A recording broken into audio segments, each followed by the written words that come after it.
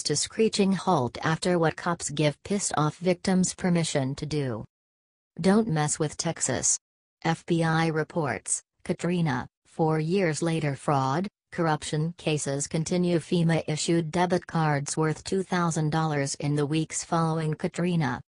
To date, more than 1,300 people have been indicted for Katrina-related crimes, including stealing government funds. FEMA issued debit cards worth $2,000 in the weeks following Katrina. In the devastating aftermath of Hurricane Katrina, the federal government began pouring billions of dollars into New Orleans and the Gulf Coast region to aid recovery efforts, and the criminal justice system braced for the fraud and corruption that would surely follow all that money. Today, 4 years after the storm struck on August 29, 2005, the FBI and our law enforcement partners continue to aggressively investigate and prosecute Katrina-related crimes. There have also been many cases of public corruption associated with Katrina, said David Welker, special agent in charge of our New Orleans office. Within days of the hurricane, the Department of Justice established the Hurricane Katrina Fraud Task Force, since renamed the National Center for Disaster Fraud, to deter, investigate, and prosecute disaster-related federal crimes.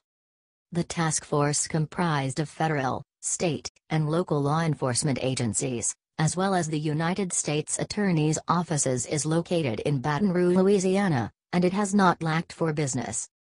In New Orleans, Special Agent in Charge Welker said public corruption and government fraud cases increased 243% during 2006 to 2008 compared with the years before Katrina, 2003 to 2005.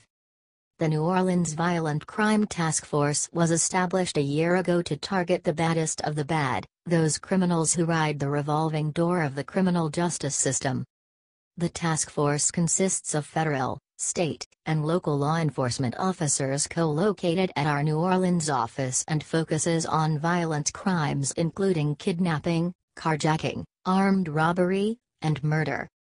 Katrina had such an impact on the region, Welker explained.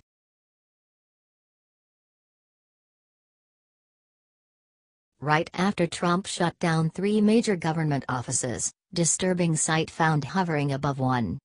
For almost 1 year, the left has claimed that the reason President Trump won the election was due to Russian hacking. Despite all of these erroneous claims, nothing has come from the pointless investigations, which never prove that Trump conspired with the Russians. Relations between the United States and Russia are incredibly strained after Vladimir Putin ordered President Trump to dramatically reduce the amount of staff he had working in Russia last July. In retaliation for that move, President Trump, in turn, ordered Russia to close 3 of its consulates last week, including its oldest one in San Francisco. Shortly after the order was given for the Russian consulate in San Francisco to close, people in the area noticed smoke billowing from the building. Immediately, the San Francisco Fire Department was dispatched to the scene, but they were promptly turned away by the Russians, who stated that they were burning items in the fireplace. One woman who watched the smoke pour from the Russian consulate building wondered if the Russians were burning top-secret documents. In a statement posted on Facebook, the Russian consulate said it had issued more than 16,000 tourist visas to American citizens last year and that the closure would hurt both countries. Russian Foreign Ministry spokeswoman Maria Zakharova said U.S. Special Services were going to search the consulate along with apartments used by Russian diplomats and their families. The U.S. State Department would not comment on whether this was true or on the smoke was seen from the consulate. After the Russians left the building, American authorities went inside to do a quick walkthrough of the area to make everything was in order. These inspections were carried out to secure and protect the facilities and to confirm the Russian government had vacated the premises, said a State Department official who did not want to be named.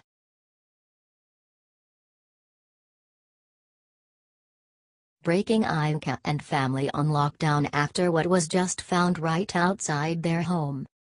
shortly after making it public that the Trump administration would be rolling back the Deferred Action for Childhood Arrivals program that Obama put in place. The world once again saw the true colors of illegals. To say that the crap hit the fan would be an understatement. Illegals all over the nation began to rally and rant and gather to protest in every possible way. What's not all right with us is when anyone engages in criminal activity, especially if they're protecting other criminal activity. True to form, that's what the DACA recipients or dreamers are doing. They're working their sob stories as hard as they can, attempting to keep their illegal activity from getting them deported. Ivanka and Jared Kushner, both of whom are advisors to the president, haven't even been able to leave their home without encountering some pretty angry protesters. That said, it's somewhat absurd to hold Americans responsible to keep housing those who were only here because their parents did something illegal. That would be like if you went to a restaurant and they graciously gave you a free meal when you were having a hard time and you went back every single meal expecting everything free just because you got it once. Someone in the United States illegally has the right to only one thing from us, a one-way bus ticket back home. They may have received more during their stay, and for that, they should be thrilled to have, not demand more. Share if you think illegals shouldn't be allowed to harass the Trumps.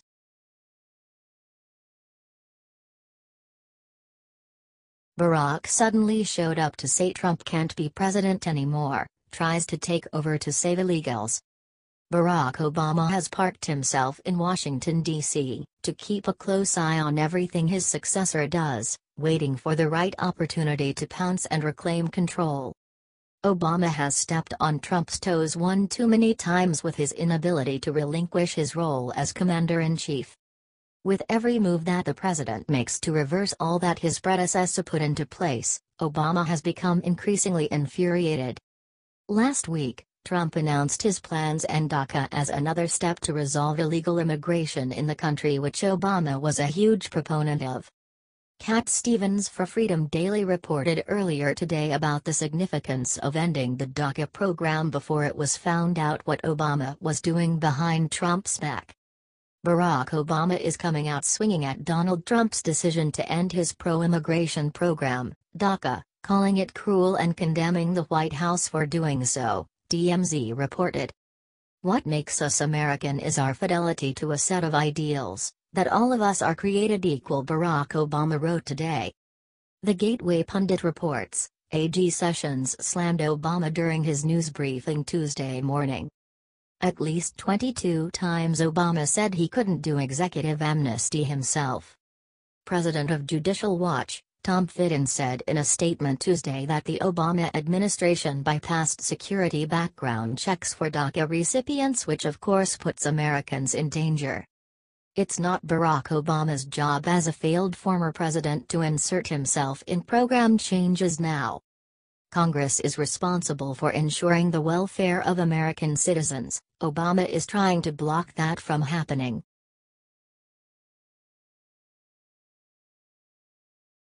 Breaking: Obama just hijacked White House website and sent huge FU to Trump with change he made. Obama has now hijacked these presidents' public profiles, where he's inserted long-winded bullet statements about his wonderful accomplishments as America's 44th president. Affectionately calling him do-gooder-in-chief, President Obama has worked with Clinton to make buildings in our country more efficient, announcing a $4 billion investment in energy efficiency upgrades for commercial buildings. George H.W. Bush. President Barack Obama awarded George H.W. Bush the 2010 Presidential Medal of Freedom, the nation's highest civilian honor, for his commitment to service and ability to inspire volunteerism throughout the country, encouraging citizens to be 1,000 points of light. The administration continues to promote service and civic engagement, honoring heroes of local communities as champions of change and fostering civic participation. Today, President Obama is calling for the same with the Buffett rule. Jimmy Carter. In 1977, President Jimmy Carter created the Department of Energy. Today the DOE works with the Obama administration to drive towards innovation in energy and reducing reliance on foreign oil with an all-of-the-above approach.